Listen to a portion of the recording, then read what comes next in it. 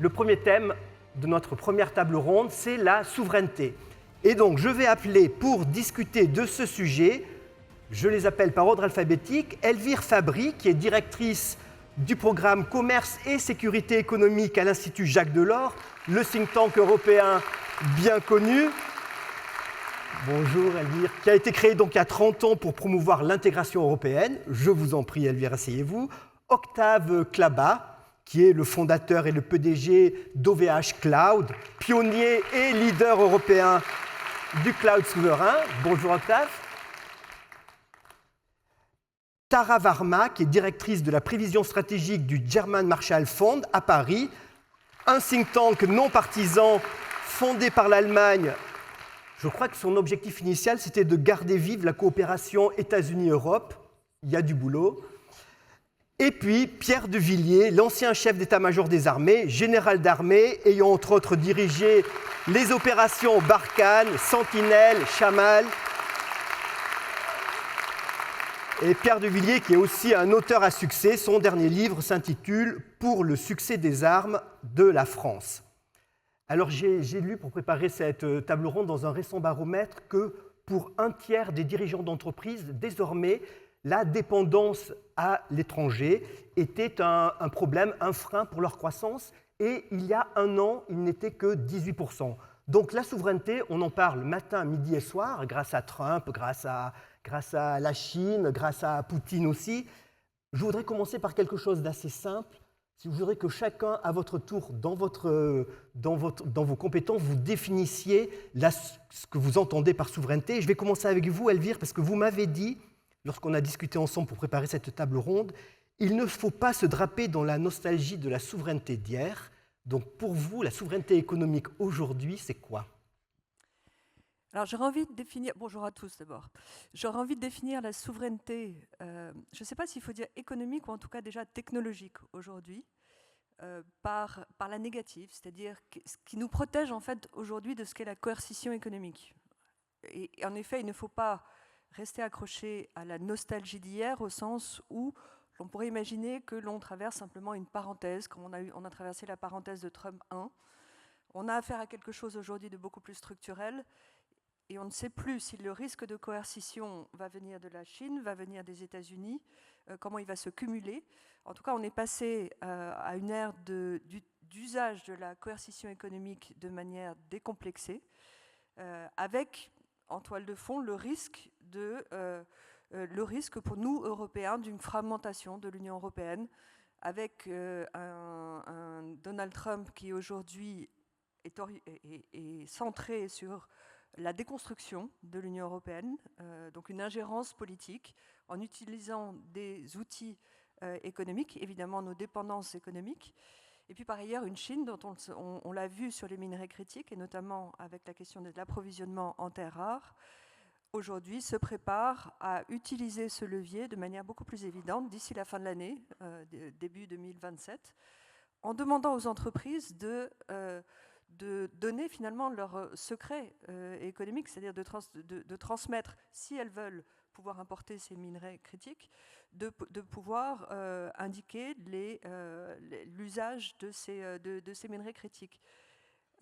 C'est donc un des leviers très importants qu'ont ces puissances aujourd'hui sur nous, Européens.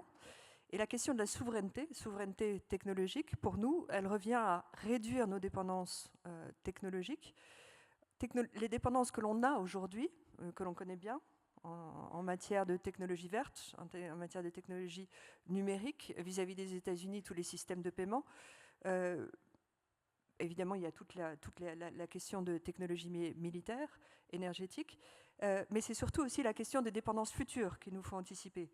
Comment est-ce qu'on se prépare à assurer notre souveraineté technologique dans les années qui viennent, alors que le risque de dépendance vis-à-vis de la Chine comme des États-Unis ne va faire que s'accélérer. On n'a plus le temps, on n'est pas dans un scénario de dérisking progressif où l'on a le temps de mettre en place les mesures qu'il nous faut au niveau européen, puisque tout ça se joue au niveau européen et pas simplement à l'échelle nationale. On est aujourd'hui dans une situation véritablement d'urgence et Et ce de-risking, il doit aujourd'hui, il appelle à une coordination de tous les acteurs, des entreprises, des puissances publiques, dont on va parler maintenant. Absolument, donc vous parliez de cette souveraineté du futur, on pense tout de suite, Octave, à la souveraineté numérique. J'ai regardé votre site, vous faites bien la distinction entre souveraineté numérique et souveraineté des données. Expliquez-nous. Bonjour, très heureux de débattre aujourd'hui avec vous sur la souveraineté, un sujet qui me tient particulièrement à cœur. Et c'est exactement ça, c'est-à-dire que quelque part dans la souveraineté pour nous, de la part de cloud providers, c'est la liberté de choix. Je peux faire le choix, je suis libre à faire mes choix. Alors, quelle typologie de choix vous pouvez faire? Dans le cloud, on distingue 3 typologies de choix. La souveraineté des data, des technologiques et la souveraineté opérationnelle. Ça veut dire quoi, la souveraineté des data? C'est ce qu'on faisait il y a une dizaine, quinzaine d'années, c'est-à-dire vous prenez des technologies software, hardware, qui vous ne possédez pas, vous les achetez à des Américains, Chinois, vous les mettez chez vous et vous les opérez. De cette manière-là, vous avez une certaine souveraineté. Lorsque vous posez les données à l'intérieur, vous pouvez garantir que vous pouvez opérer, vous pouvez faire des choses autour de ces données-là et les garantir qu'il n'y a personne qui fouille à l'intérieur. Donc vous pouvez avoir des puces NVIDIA, mais malgré tout garder vos données dans un data center en Europe. Exactement. Et donc ça, c'est la souveraineté des data. Vous pouvez avoir un logiciel américain et l'opérer et dire, ben voilà, moi je peux vous fournir la souveraineté. Cette souveraineté-là que vous fournissez, c'est la souveraineté des data. Et on voit très bien qu'avec l'évolution, ce n'est plus suffisant. On passe aujourd'hui dans la souveraineté technologique, c'est-à-dire que je dispose de la technologie qui me permet d'assurer la souveraineté des data. Et donc, en quoi ça consiste dans l'informatique, dans le cloud? Développer les logiciels et développer les hardware. On voit très bien les enjeux qu'on a au développer le hardware, qui développe les chips en Europe, où est-ce qu'il y a des fonderies, c'est un sacré sujet. Mais vous avez le sujet qui, entre guillemets, est plus simple, même si c'est compliqué, c'est le développement de software. À notre niveau, on a fait des investissements en 2021, et un peu en avant des phases. Aujourd'hui, on dispose du logiciel et on n'a pas une dépendance à des fournisseurs en fait, de logiciels qui les licencient. Qu'est-ce que ça nous permet de faire? C'est nous permet de faire une troisième typologie de souveraineté opérationnelle. Qu'est-ce que ça veut dire?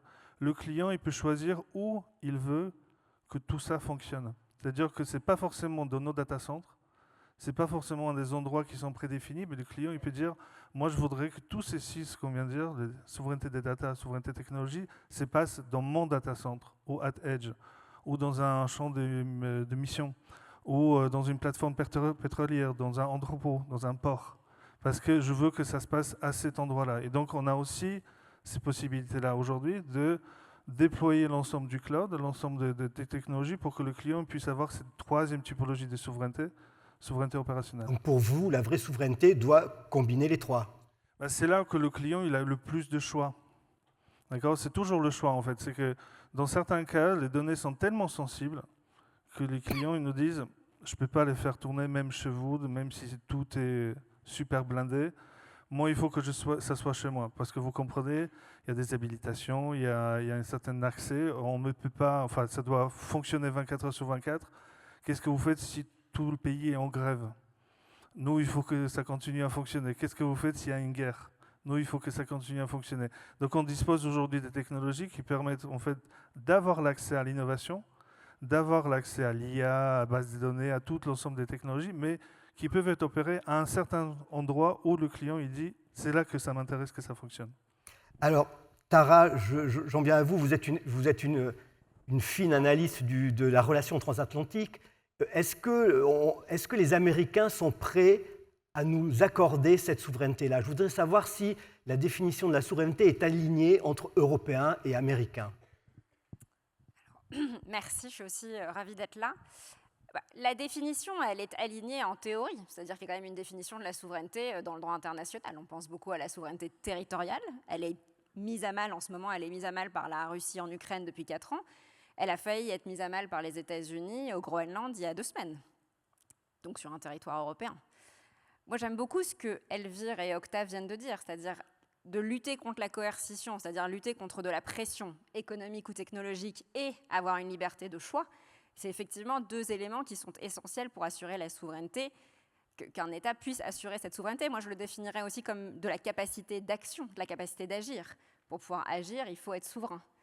Les Européens, ils ont besoin de redéfinir leur souveraineté au niveau national et au niveau supranational.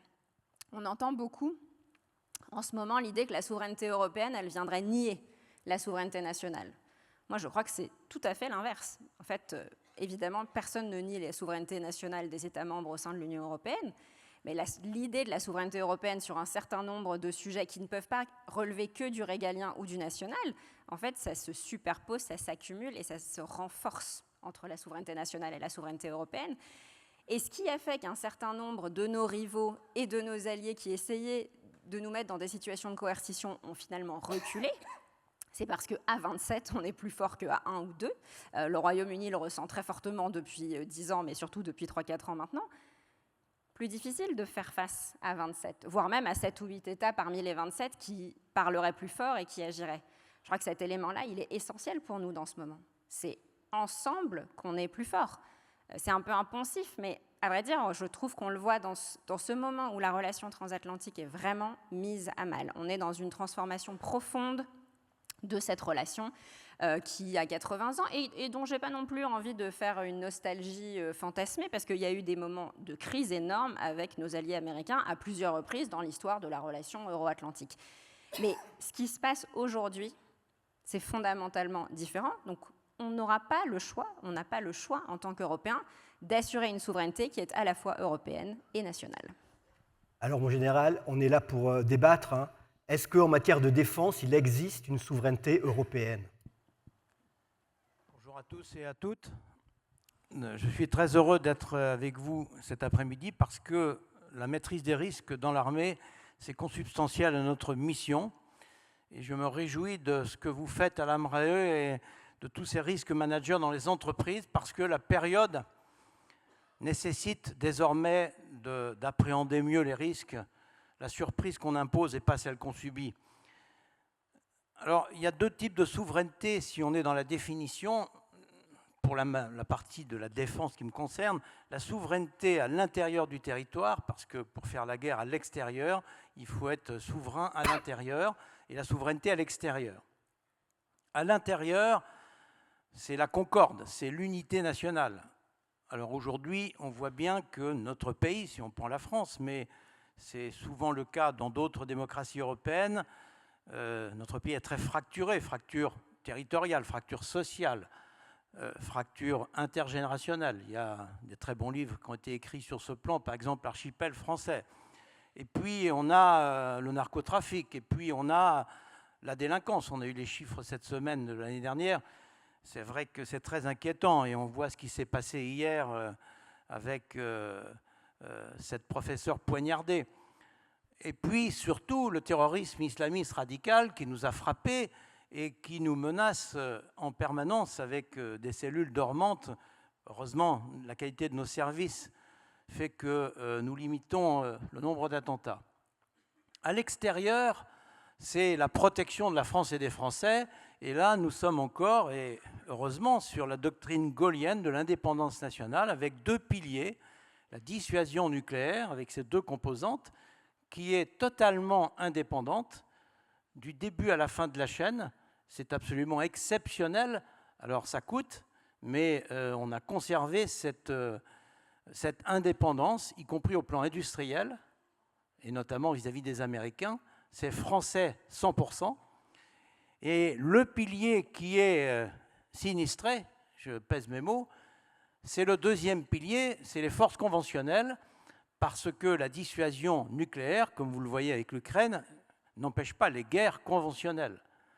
Et là, nous avons taillé dans le vif de nos armées pendant des décennies avec les dividendes de la paix, et là, nous ne sommes pas prêts, et cette souveraineté, elle est entamée.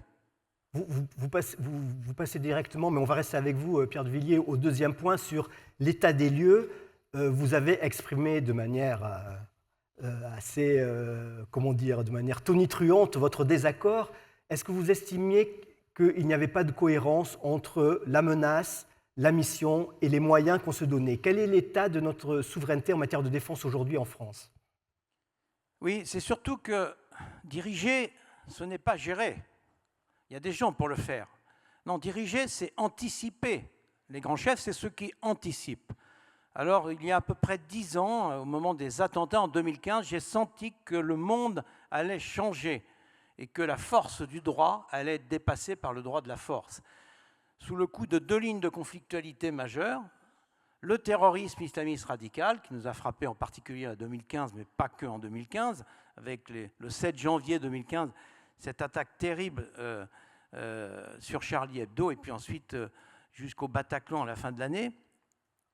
Terrorisme islamiste radical qui est une idéologie et qui va durer et qui s'appuie sur des individus ou des réseaux plus organisés comme celui de Raqqa en Syrie pour le Bataclan. Et simultanément, retour des États-puissances, ces anciens empires qui pour l'essentiel cherchent à regagner leur influence perdue, qui réarment de 5 à 10% par an, c'est pour ça qu'on le voit venir depuis plus de 20 ans. On peut citer la Chine avec la stratégie de la route de la soie, 50 ans, la Russie, la Grande Russie orthodoxe, 20 ans, la Turquie, le retour de l'Empire ottoman, 20 ans, America First chez les Américains avec le retour de la doctrine de Monroe, etc., etc. Et simultanément, nous, les Européens, nous avons largement désarmé nos outils de défense et nous sommes dans cette situation inédite ces derniers jours, ces derniers mois, où nous sommes abandonnés par notre parapluie sous lequel nous étions, dans le cadre de l'OTAN notamment, les États-Unis. Et nous nous retrouvons, nous, les Européens, dans cette situation. C'est ça, l'état des lieux. C'est pour ça que j'ai écrit ce livre au printemps dernier. Je n'avais pas du tout l'intention, c'est mon 5e en 8 ans. Et c'est du boulot, parce que moi, je n'ai personne pour les écrire. Et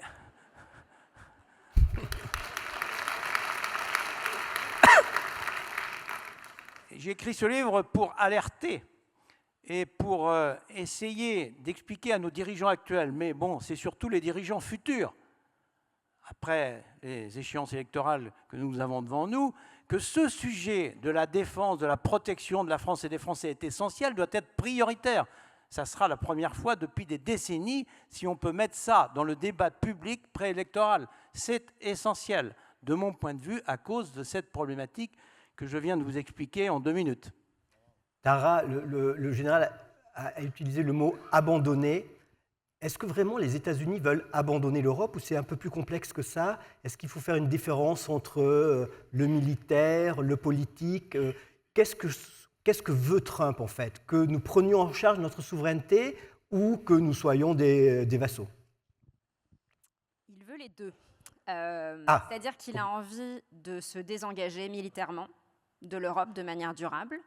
Ça, on l'entend, ce n'est pas le premier président américain à le dire, mais ça sera probablement le premier président américain à le mettre en œuvre. Ses équipes au Pentagone sont vraiment focalisées sur d'autres sujets et ont le sentiment qu'en tant qu'Européens, nous sommes des mous et fainéants qui n'avons rien fait pendant 50 ans pour nous défendre et qui n'a absolument aucune raison, au vu de la force de notre marché, qu'on ne finance pas notre propre défense. Donc il y a un vrai mépris aussi pour nous et une volonté de ne plus nous protéger.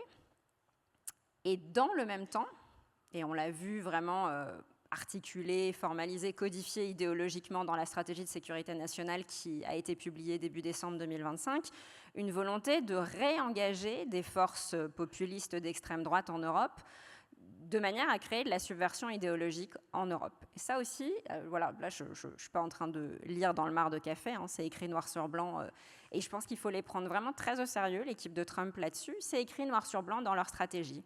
Non seulement c'est écrit noir sur blanc, mais en fait on a déjà vu des actions très concrètes d'éminents membres de l'administration qui vont dans ce sens.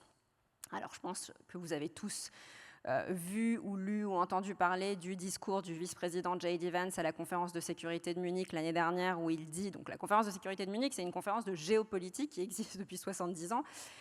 Le vice-président américain ou vice-présidente américaine y est toujours invité, il vient régulièrement et fait un discours habituellement de géopolitique et d'état des lieux de la relation transatlantique. Une des choses que J.D. Vance dit dans ce discours, tonitruant là pour le coup, c'est que l'ennemi de l'Europe, ce ne sont ni la Russie ni la Chine, mais l'Europe elle-même, et l'ennemi de l'intérieur. Il nous accuse de nous être fourvoyés, que nous nous sommes trompés de chemin, que nous violons la liberté d'expression au quotidien en Europe et qu'il va falloir nous remettre sur le droit chemin. Qui dit ça?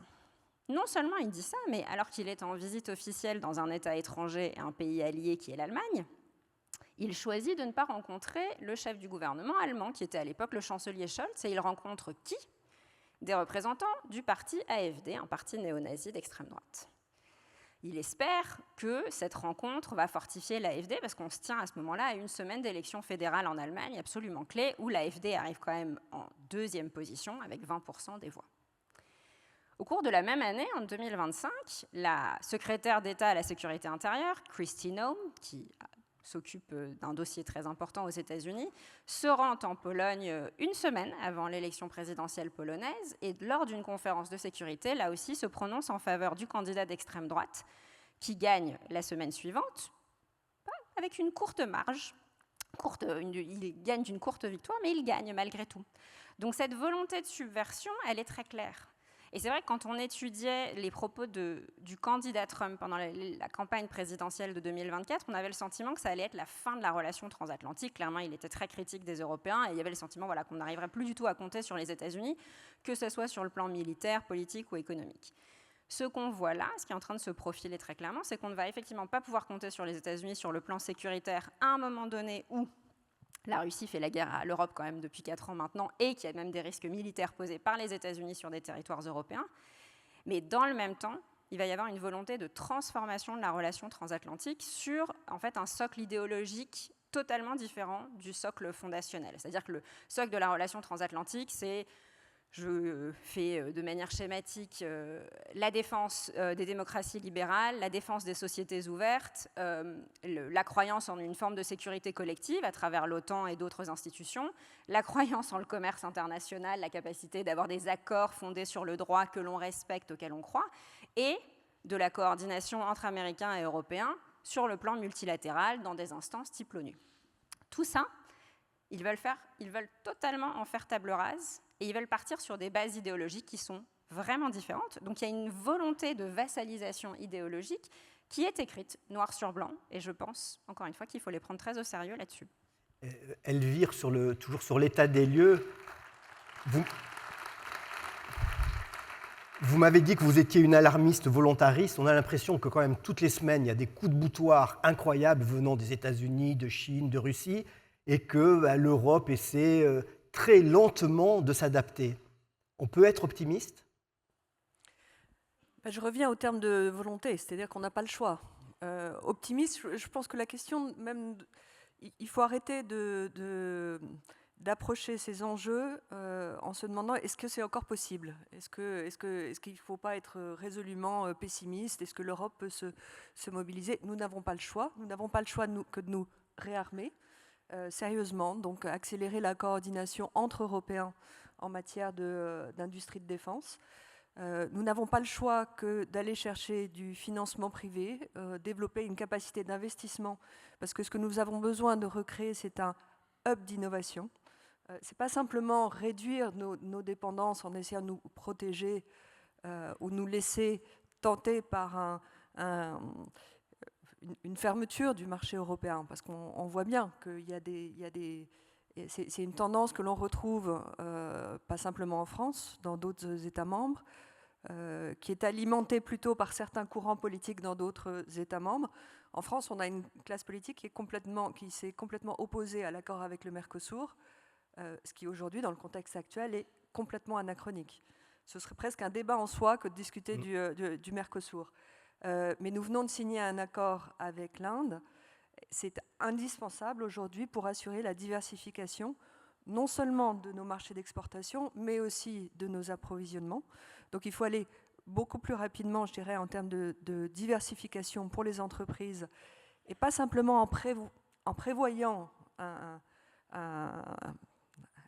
ce qu'on appelait encore il y a quelques années un Chine plus 1, se dire une alternance, une alternative, mais c'est directement aujourd'hui assurer une diversification des échanges commerciaux.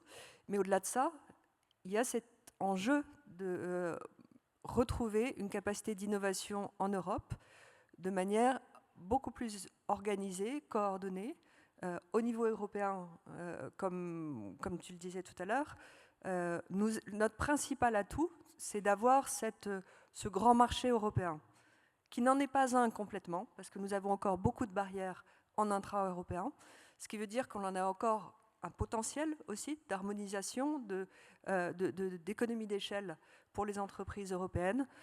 Donc il y a tout un chantier, d'une part, d'abord de faire sauter les barrières, évidemment, dans le secteur des services, mais ce sera long. Il y a encore des barrières pour les biens. Nous avons, à travers le rapport de Mario Draghi et celui d'Enrico Letta, qui date déjà d'il y a 2 ans pour l'État, Draghi il y a 1 an et demi, nous avons tout l'agenda des mesures à prendre. Exactement, mais nous n'allons pas assez vite pour créer une union de l'épargne et de l'investissement, pour retrouver ce levier d'investissement possible en allant chercher l'épargne privée. Et il nous faut beaucoup plus de coordination, non seulement entre les entreprises privées et je dirais toutes les institutions publiques au niveau national, mais aussi au niveau européen et entre États membres.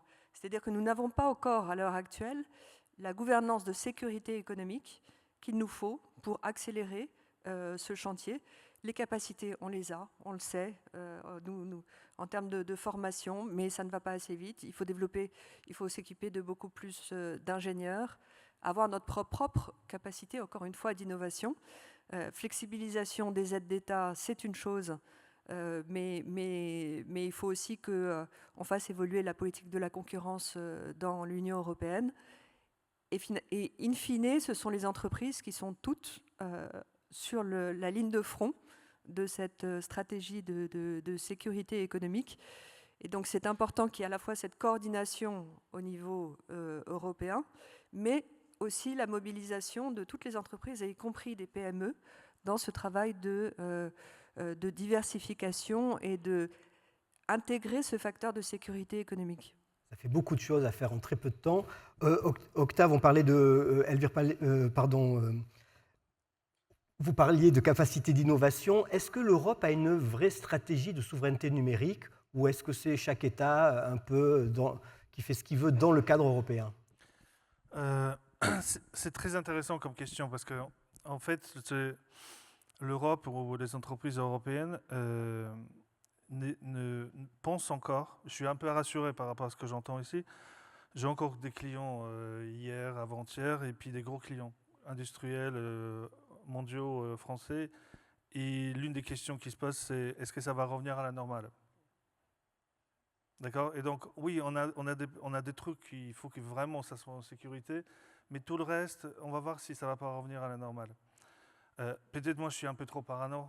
D'accord ? Je suis peut-être né en Pologne communiste, et puis j'ai un peu déformé, donc je construis une entreprise dès le départ en 99, suivant certaines manières de l'isoler en Europe, Canada, les US, de sorte que ça puisse fonctionner dans le contexte qu'on a aujourd'hui. Mais il y a 20 ans, c'était compliqué, en fait, qu'est-ce que tu cherches ? Enfin, c'est n'importe quoi. Et aujourd'hui, c'est un avantage incroyable. Oui, mais même il y a 5 ans, quand je me suis coté à la bourse, les gens ils ont dit, mais c'est n'importe quoi. D'accord ? C'est pas par là. Donc aujourd'hui, 5 ans plus tard, déjà, on voit que, waouh, c'est peut-être le sujet, mais la conscience, en fait, du vrai problématique opérationnelle n'est pas encore entrée dans les entreprises. En tout cas, dans les entreprises, c'est sûr que non. Partout en Europe ou en France en particulier ? Partout en Europe. Partout en Europe. Partout en Europe. Et en France, la France était assez en avance sur la vision, sur l'exécution. L'Allemagne, elle prend le pas. Avec 500 milliards qu'ils sont en train d'investir, ils sont en train d'accélérer sur la mise en œuvre de certaines souverainetés, notamment celle numérique, pour pouvoir être prêts le jour échéant. Alors oui, par exemple, Deutsche Telekom a acheté des puces Nvidia pour créer un cloud complètement souverain. C'est un détail, en fait. Ouais. Mais il y a plein de ces typologies d'investissement. En fait, j'ai eu de la chance d'investir dans quelques boîtes, y compris dans spatial. Il se passe des choses, en fait. D'accord, dans le spatial. Et ça intéresse certains membres en Europe, pas tous. Et alors au niveau européen, au niveau de la Commission européenne, il y a une vision sur la souveraineté ? Là, ça a commencé à bouger cette année, avec le discours de Trump, mais je vais vous donner juste un exemple, gardez ça pour vous, les chiffres. La Commission européenne, elle fait 1,1 milliard de chiffre d'affaires avec AWS par an. 1,1 milliard. 500 millions avec Azure. Vous prenez tout l'ensemble des gouvernements, en fait, vous retrouvez un 10 milliards de chiffre d'affaires. Nous, on fait 1,1. On nous dit toujours, on est trop petit, etc. Les Américains, ils font, vous avez 80, 60, 40 milliards. L'appel d'offres qu'actuellement ils sont en train de discuter, c'est 150 millions sur 5 ans, sur 4 acteurs. Donc, c'est ça la prise. Donc, c'est bien. D'accord ? On ne va pas dire que, waouh, non, c'est super, ça avance. Mais la prise de conscience, en fait, elle est à 7 niveaux-là, en fait. C'est-à-dire que, globalement, on sait que l'économie européenne, et toutes les économies, ne fonctionnent plus sans cloud. À travers le mobile, à travers les applications mobiles, à travers les sites web, à travers l'ensemble des données qui sont dans les data centers, dans le cloud, les applications, les transformations de toutes ces données de diffusion, il n'y a plus d'économie. Aujourd'hui, vous ne pouvez pas communiquer, faire de la visio, envoyer un email. Vous ne pouvez rien faire si vous ne maîtrisez pas le cloud. Sauf que beaucoup de pourcentages, la majorité, vous ne contrôlez pas toutes ces entreprises-là. D'accord ? Et c'est potentiellement, en fait, c'est un moyen de négociation. Et donc, quelle est la souveraineté européenne ? Répondre à cette question-là. Et en même temps, quand vous voyez en fait des entreprises comme OVH ou d'autres confrères, c'est compliqué de trouver, enfin, c'est un chemin à croix de signer des contrats, etc. Ça avance, hein. Je suis pas, les investissements, c'est pareil, c'est compliqué, alors que ce n'est pas non plus des milliards. Et je donne juste un dernier exemple. Les gigafactories, vous avez parlé des l'IA, des NVIDIA, etc. Les gigafactories. Donc l'Union européenne, elle veut investir dans les gigafactories pour qu'on dispose des moyens. Les moyens, ce n'est pas un résultat, c'est moyen. Désormais, ce sont des initiatives nationales, en fait. Ça se passe France versus Allemagne. Il n'y a pas d'initiative européenne, donc multi-pays. Donc l'Europe en tant que telle, elle n'existe pas vraiment en fait dans la démarche, dans la souveraineté numérique. Et je peux en citer plein, mais Mais gardez le micro parce que je voudrais passer à la troisième partie sur ce qu'il faut faire. Vous avez une formule assez costaud. L'Europe ne doit plus subir la tech, elle doit la fabriquer. Mais est-ce qu'elle en a les moyens ? Est-ce qu'on a les moyens ? Nous, on a levé 350 millions en 21 pour pouvoir faire 40 produits. C'est assez technique. 40 produits dans Public Cloud, vous en avez 200. Avec 1 milliard, 2 milliards, vous levez suffisamment d'argent pour pouvoir faire ce qu'il y a à faire et avoir une alternative européenne. Donc, si vous avez 5 milliards, vous avez 2 ou 3 alternatives en Europe pour avoir le choix. Il n'y a pas 5 milliards en Europe ? On a largement des moyens pour pouvoir faire ce qu'on veut. Largement. L'ensemble des gouvernements, Commission européenne, c'est 10 milliards par an de chiffre d'affaires. Enfin, je veux dire, c'est réel, en fait. On le donne à des... Voilà.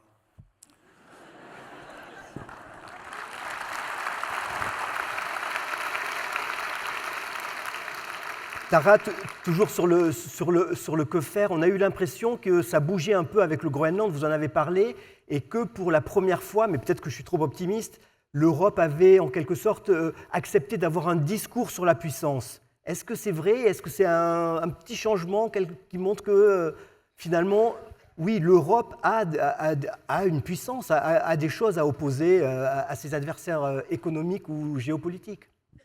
Oui, absolument. Et je vais répondre à votre question, Rémi, dans un instant. Je voulais ajouter à ce que venait de dire Octave. Toute une partie des ingénieurs de la Silicon Valley sont européens. Donc on a de la capacité, en fait. Il faut qu'on les fasse revenir, ces gens-là. Et aussi qu'on utilise une partie des accords commerciaux qu'on a signés avec un certain nombre de pays, et je pense notamment à l'Inde, où il y a quelques ingénieurs, ça se trouve par dizaines de milliers en ce moment là-bas, voire même centaines de milliers. Les accords commerciaux qu'on a signés sont des accords aussi de technologie et de partage de technologie. Donc il faut qu'on utilise ces leviers qu'on a d'accords commerciaux avec des partenaires avec lesquels on a une vision de l'avenir partagée. En fait, on a tous ces éléments-là en nous. Le marché européen, il attire beaucoup en ce moment par sa stabilité et sa prévisibilité. sur la grammaire de la puissance. C'est vrai qu'il y a quand même eu des épisodes depuis 10 ans où à chaque fois on s'est dit enfin l'Europe se saisit de cette grammaire de la puissance, va parler le langage de la puissance. Le premier mandat Trump, on a beaucoup espéré que ce serait une parenthèse dans l'histoire qui finirait par partir et que ça irait. Pendant le premier mandat Trump, il se passe beaucoup de choses, et il se passe notamment la pandémie de Covid, où on se rend compte non seulement qu'on ne peut pas compter sur l'allié américain, mais que l'allié américain cherche à nous voler des laboratoires, des équipements, l'accès aux vaccins. Et c'est le moment, alors même que la santé ne fait absolument pas partie des prérogatives de la Commission européenne, que la Commission se saisit un peu du langage de la puissance, réfléchit aux questions de coercition économique, aux manières de contraindre des acteurs qui chercheraient à nous faire du mal, à nous heurter. On est dans une première étape. Je pense que la pandémie de Covid, c'est le premier catalyseur de ce moment où l'Union européenne se dit en fait, il va falloir qu'on agisse pour défendre nos intérêts et pas que nos valeurs. Même si, à mon avis, dans le cas de l'Europe, les valeurs font partie de nos intérêts. Le deuxième catalyseur, le deuxième choc, c'est évidemment l'invasion par la Russie de l'Ukraine, enfin l'invasion de l'intégralité de l'Ukraine par la Russie en 2022, où là on comprend qu'on a essayé de négocier avec les Russes pendant des semaines et des mois et que ça ne les a pas dissuadés pour autant d'aller violer la souveraineté territoriale et l'intégrité territoriale de leurs voisins. Et c'est le moment où les Européens agissent. Là aussi, l'Union européenne n'a aucune prérogative en matière de défense nationale et on voit la présidente de la Commission européenne et le secrétaire général de l'OTAN se coordonner immédiatement dans les jours qui suivent l'invasion. Quand même avec cette idée que, évidemment, alors même que l'Ukraine ne fait partie ni de l'UE ni de l'OTAN, il faut venir il faut venir en aide à ce pays parce que c'est précisément nos valeurs, nos intérêts, nos règles de droit qui sont violées dans ce cas-là. Donc on a Covid, invasion par Poutine de l'Ukraine, et je pense que là, ce deuxième mandat Trump, là aussi, qui vraiment, il n'y a pas de message subliminal dans ce qui nous est dit. Le message, il est on ne peut plus clair. C'est un message d'attaque sur l'Europe. Et à mon avis, ça c'est le troisième et dernier catalyseur qui va faire qu'on sera obligé de travailler ensemble. Et il va falloir que ça va nous demander un effort particulier, parce que ce que cherche à faire l'administration Trump, c'est précisément diviser les Européens autant que possible. Et ils cherchent à nous diviser parce que ce n'est pas dans leur intérêt qu'on soit unis. Et ils cherchent aussi à nous diviser parce qu'en fait, ils sont plus conscients que nous de la force du marché européen. Et c'est ça que je ne comprends jamais.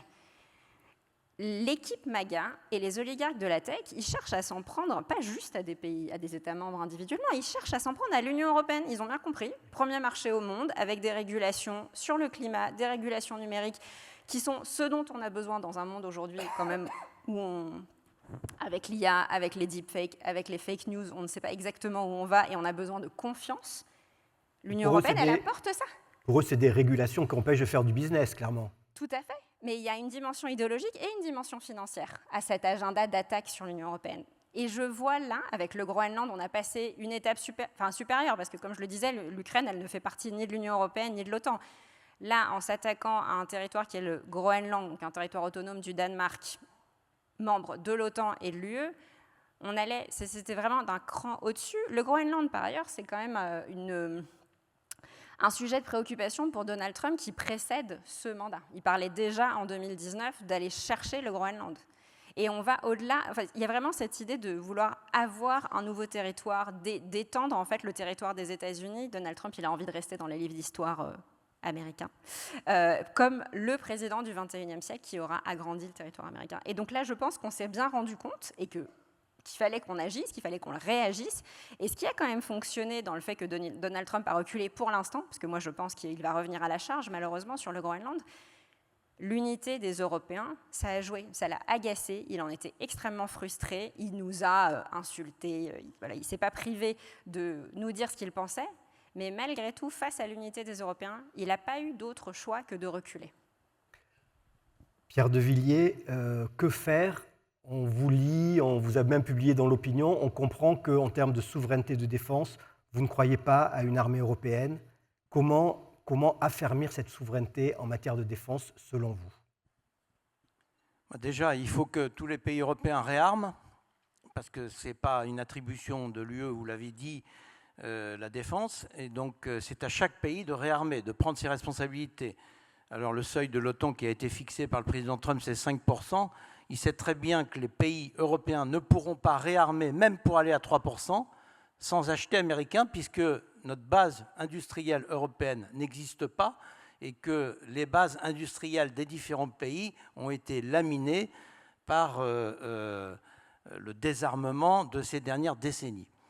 Alors, la France a un rôle à jouer, à mon avis, moteur dans cette affaire, parce que notre base industrielle et technologique de défense est la première en Europe. Elle a conservé énormément de qualité, de densité, notamment grâce à la dissuasion nucléaire qui est autonome. Donc nous devons donner un élan au plan européen. Ensuite, il y a une ambiguïté sur l'Europe que l'on veut construire, en tout cas en matière de défense, et c'est pour ça que je vous remercie d'avoir accepté de publier mon texte. Évidemment que les pays divisés, et Trump y veillera, mais pas que Trump, c'est aussi le cas des Chinois, des Russes et des autres, à nous diviser. Évidemment qu'il faut coopérer au plan de la défense sur des projets concrets à géométrie variable, et je me désole de voir qu'on est incapable de faire un char en commun, une frégate en commun, des drones en commun, un avion en commun, encore pire, alors qu'on a le meilleur avion du monde en Europe, c'est incroyable. Alors peut-être que la situation actuelle va réveiller les pays européens, peut-être que ça va essayer de clarifier par rapport à cette ambiguïté sur la défense européenne dont on parle. Parce qu'aujourd'hui, figurez-vous, on parle beaucoup ces dernières années. On fait des réunions, des sommets, on fait des conférences de presse à tire-larigot, mais derrière, on n'agit pas. Pendant ce temps-là, eux, les États-puissances et les terroristes, ils agissent. Et c'est ça le problème de nos démocraties. C'est pour ça que les gens protestent dans leur vote, parce qu'ils veulent de l'action. Et moi, j'appelle de mes voeux un réarmement des différentes nations européennes effectif, rapide. C'était une nécessité en 2017, on le voyait bien. Aujourd'hui, c'est une urgence. Et cette coopération industrielle en matière de défense au plan de l'Europe, avec la préférence européenne, évidemment. Quand je vois que les pays européens continuent à acheter le F-35 américain alors que nous avons le Rafale, c'est vraiment incroyable. Peut-être que les Danois, qui se sont rendus compte que leurs avions ne pourraient pas décoller sans le feu vert américain, peut-être que ça va réveiller un peu les autres. Mais on ne peut pas continuer comme ça. Et puis sur le plan de la défense, pour terminer, je suis contre cette expression armée européenne parce que c'est ambigu et les mots sont aussi des idées. Quand on est en opération, ça a été mon cas, par exemple, en Afghanistan, je commandais 15 pays. Quand vous avez un blessé, un mort, un incident, quelque chose, les soldats appellent leur capitale. Et c'est normal, ça s'appelle la souveraineté nationale.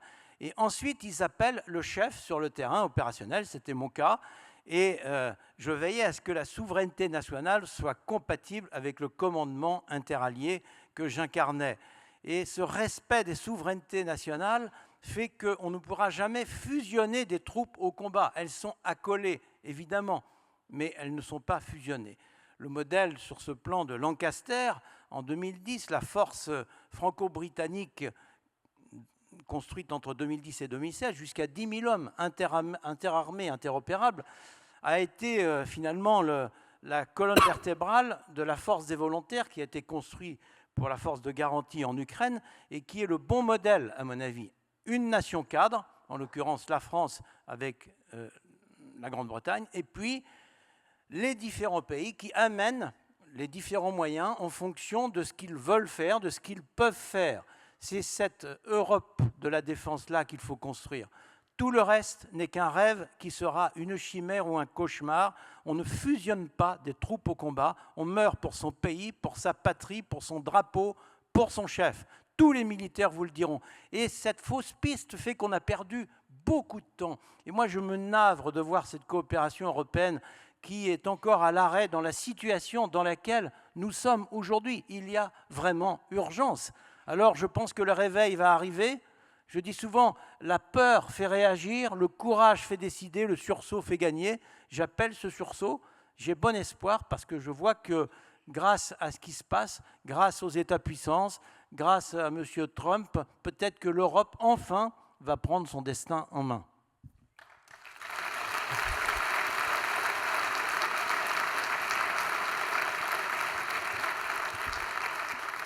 Elvire, avant de conclure, le problème de l'Europe, c'est un problème de gouvernance, de leadership.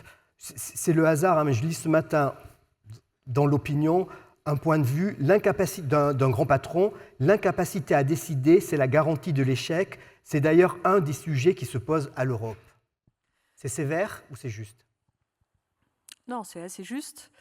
Il faudrait arrêter de reporter la responsabilité, toujours, sur les autres. Alors, généralement, c'est sur la Commission européenne, c'est l'Europe, une sorte d'Europe abstraite. L'Europe, c'est nous. L'Europe, c'est nous, et le problème que l'on a, il est d'abord au niveau du Conseil européen, de nos chefs d'État et de gouvernement. Ce qui n'avance pas, c'est au niveau du Conseil. N'attendons pas de la Commission européenne qu'elle impose aux chefs d'État la direction à prendre. Encore une fois, les rapports s'empilent, les sommets s'enchaînent. C'est au niveau du Conseil européen que cela freine. Lorsque, au printemps dernier, au mois d'avril, Donald Trump menace d'imposer 20% de droits de douane sur l'Union européenne et qu'ensuite s'engage, non pas à une négociation, mais en tout cas un dialogue qui aboutit à la stabilisation à 15%. On pouvait s'exaspérer du résultat de cette situation, se dire qu'on n'est pas... que les Européens ne pèsent pas bien lourd, in fine, mais il n'y a pas eu au Conseil européen d'États membres et même de coalitions pour aller à l'affrontement, pour prendre des mesures qu'on aurait très bien pu prendre. On a les outils pour les prendre. On a voulu gagner du temps, parce qu'on sait que les menaces de Trump Trump n'allait pas s'arrêter là, et on vient de le voir avec le Groenland. Il faut s'attendre à ce que ça revienne à nouveau avec le secteur pharmaceutique. D'ailleurs, il vient d'en parler à Davos, mais il avait déjà ça en soute. Et là, c'est une menace qui est vraiment faite pour nous diviser, nous, Européens, puisqu'il s'agit, pour Donald Trump, d'obtenir que les Européens augmentent le prix des médicaments pour ne pas financer simplement leur recherche et développement sur le marché américain. Mais évidemment, on a 27 modèles différents dans l'Union européenne, une approche très différente. On peut imaginer l'écho d'un tel débat aujourd'hui en France si on parlait d'augmenter le coût du médicament. Si on veut résister à toutes ces pressions, il faut qu'on soit en mesure, éventuellement même, d'activer l'instrument anti-coercition. Ce qui nous ramène au sujet précédent, c'est-à-dire de réduire nos dépendances. Octave parlait du cloud. On a notre dépendance au software américain. Le Schleswig-Holstein, pardon, je le prononce mal, en Allemagne vient de décider que tous les services publics se passeraient de Microsoft pour passer à de l'open source. Bon, c'est quand même à l'échelle d'un État allemand. C'est intéressant. C'est-à-dire qu'on peut le faire. C'est quelque chose qu'il faut activer maintenant pour ne pas être en position de dépendance et pour pouvoir utiliser les instruments de défense que l'on aurait. La défense, les capacités de défense, évidemment, puisque c'est elle aussi qui nous limite dans nos décisions économiques. Et si nous ne sommes pas allés à l'affrontement pour nous opposer aux mesures de Donald Trump, c'est que nous dépendons bien des capacités de défense américaines. Alors, il nous reste 3 minutes pour conclure, 45 secondes chacun, un vœu, une idée, une mesure phare pour réduire nos dépendances dans les 5 ou 10 années à venir. Je commence par vous, Octave. Concernant le cloud, mais ce n'est pas seulement le cloud, les solutions viennent par la masse critique. On a beaucoup saupoudré et on saupoudre beaucoup des moyens par pays et dans un pays par plein de destinataires. Ce qu'il faut, c'est concentrer des investissements sur peu d'acteurs, mais qui vont faire la différence et créer des géants. Principalement, c'est ça en fait qui nous permettra de gagner en souveraineté, parce qu'il faut de la masse critique des business, des people, des investissements, et tout ça, ça va ensemble. Si on saupoudre, on n'aura que de petits acteurs qui ne vont pas pouvoir nous aider le jour qu'il faudra. Elvire, une priorité? Elle est presque un peu existentielle. C'est faire vivre un peu notre identité européenne. Parce qu'on est vraiment, un stade critique de notre avenir. Et Octave parle d'économie d'échelle. J'ai envie de parler de solidarité européenne, parce que c'est en ce moment que ça se joue. Pierre de Villiers? Si vis pacem para bellum, pour ceux qui ne font pas de latin, si tu veux la paix, prépare la guerre. C'est la devise de l'école de guerre, c'est vieux comme le monde. Les forts attaquent les faibles. Et nous devenons aujourd'hui les faibles du monde parce que nous avons été myopes et somnambules pendant des décennies. Il est temps de se réveiller et que nos responsables prennent conscience de la situation avant qu'il ne soit trop tard. Moi, je suis plein d'espérance. D'ailleurs, espérance, ça rime avec France.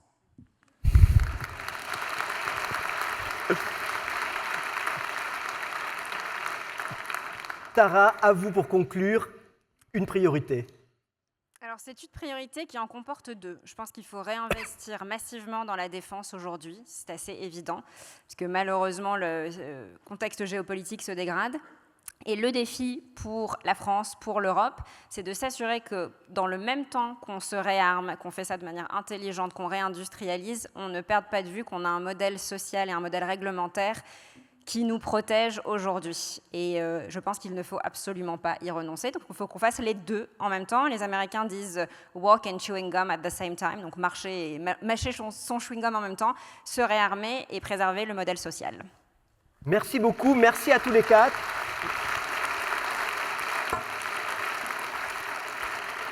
Merci.